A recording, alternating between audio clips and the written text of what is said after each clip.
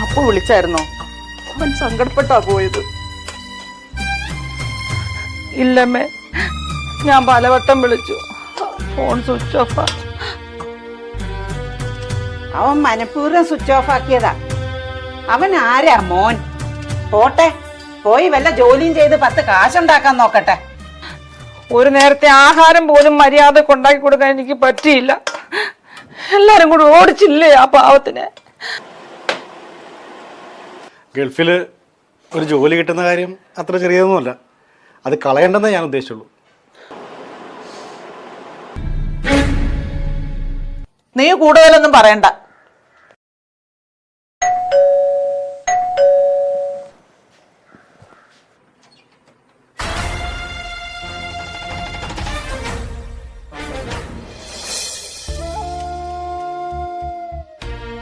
ഇത് അപ്പുവിന്റെ വീടല്ലേ? അതെ.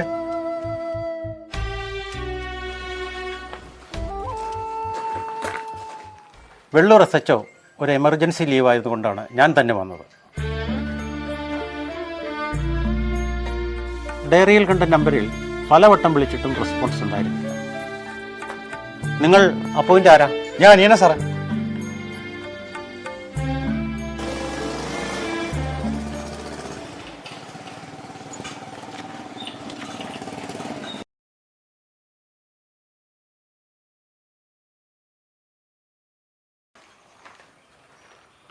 ഇവനാരാ? അപ്പച്ചേട്ടൻ മോനാ സാറേ.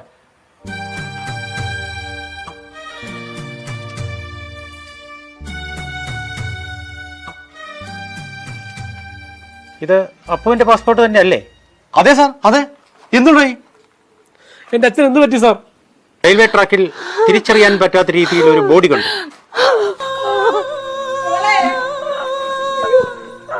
അപ്പുവിന്റെ ബാഗിൽ നിന്നും കിട്ടിയതാണിത്.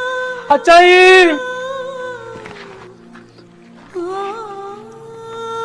ശബ്ദം ഉണ്ടാക്കരുത്. ഈ വിവരം ഇവിടെ ആരും അറിഞ്ഞിട്ടില്ല. നമുക്ക് പോയി അന്വേഷിച്ചു വരാം. തൽക്കാലം ഈ വിവരം ഇവിടെ ആരും അറിയണ്ട. ബോഡി വന്ന് ഐഡന്റിഫൈ ചെയ്യുക. ഞാൻ ജീപ്പിലിരിക്കാം.